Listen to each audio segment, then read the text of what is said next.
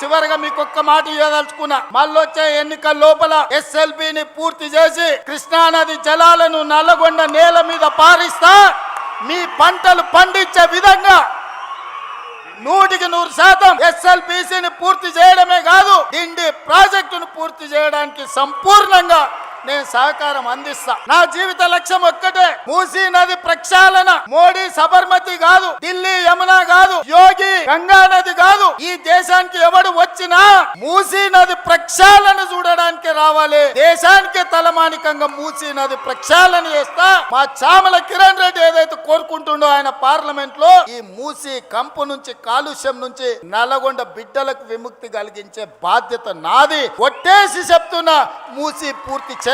ఎవడు వచ్చినా, ఎవడు అడ్డం పడ్డా మూసీ నది ప్రక్షాళన చేస్తా. తెలంగాణ ప్రజల ఆకాంక్షలు తీరుస్తుంది. ప్రజా పాలన ప్రజల ఉనికిని, మనుగడను కాపాడుతుంది. ఇదే నా మాట.